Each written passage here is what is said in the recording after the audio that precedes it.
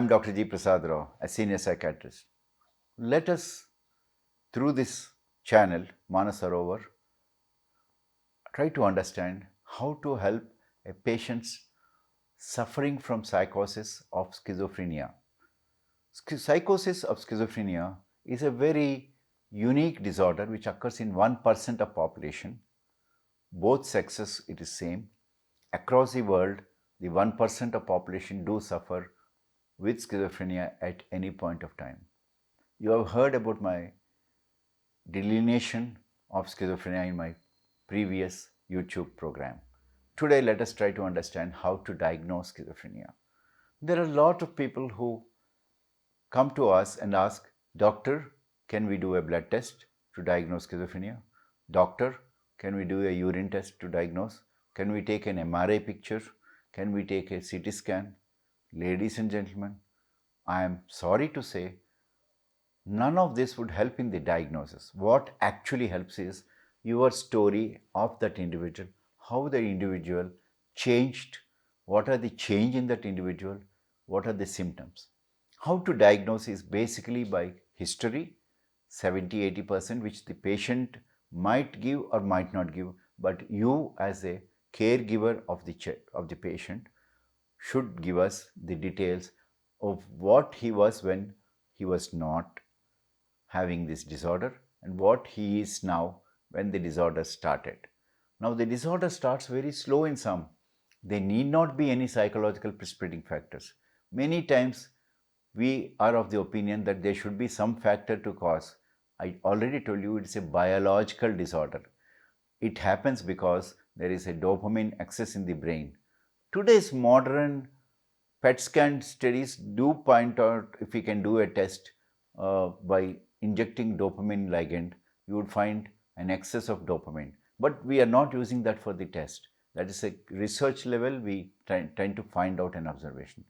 But what is most important, and I want you to remember, that today's world, at this point of time, we don't really have a blood test or a urine test or any other test to diagnose, but we have psychological tests.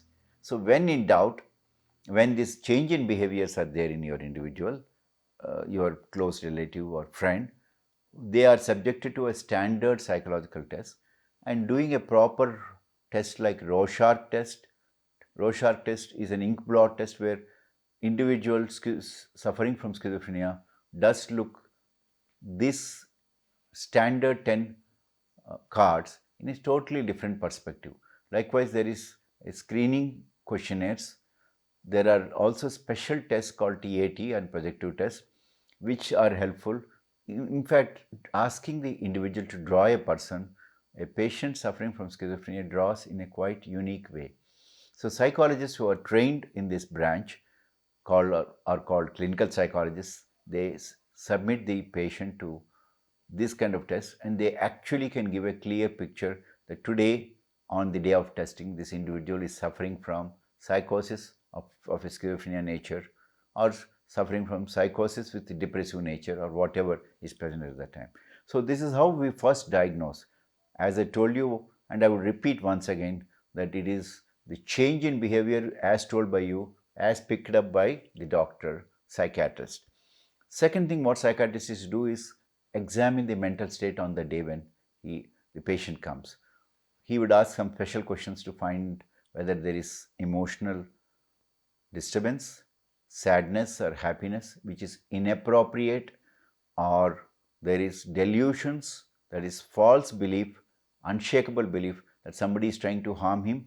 Sometimes in schizophrenia they also believe that they are the kings or they are the lords, they are the MLA, they are MP, which the truth is they are not, but they don't want to accept that. So these are called delusions.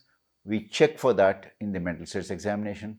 We also do and check whether there is any auditory hallucinations, that he or she hears voices when no stimuli is there, that he keeps talking to the voices. He believes the voices. Sometimes in schizophrenia, when there is a command auditory hallucination, the individual runs and commits whatever acts which normally he does not commit.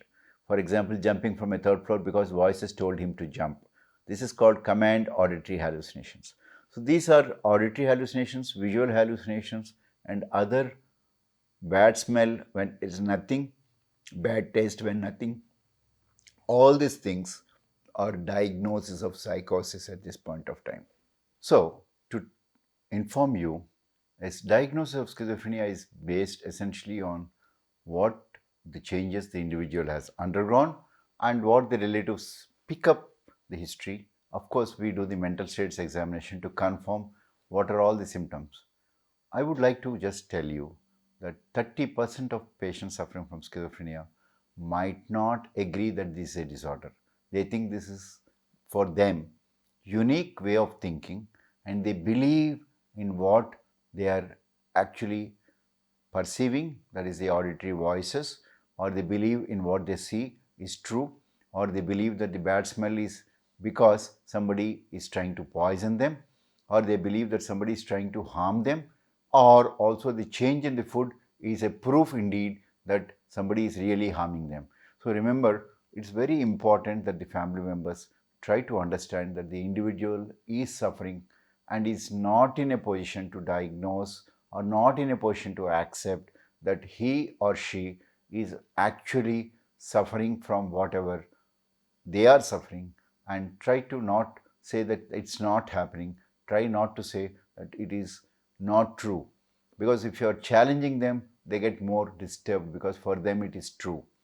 The other things which happens is a progressive decline in the mental functions. Their studies are impaired. Remember, this disorder occurs most commonly between 15 years to 30 years. So this is a time when either they are studying or they are entering into an early stage of job in which they lose interest.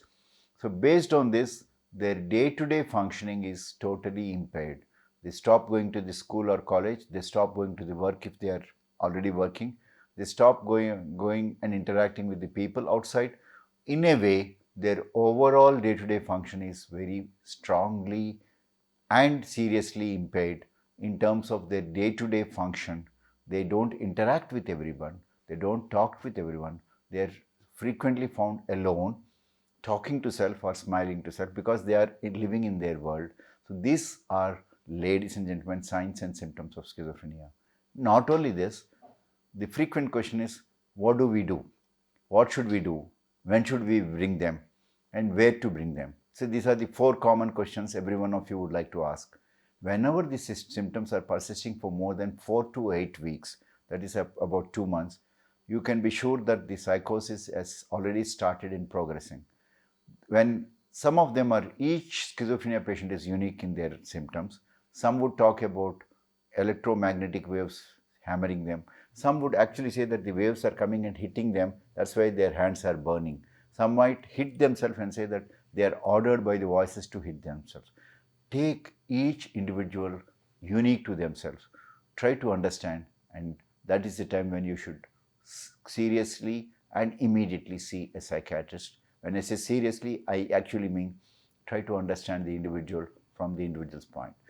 Your psychiatrist would make a clinical diagnosis and help you in trying to suggest. The second common question is what to do.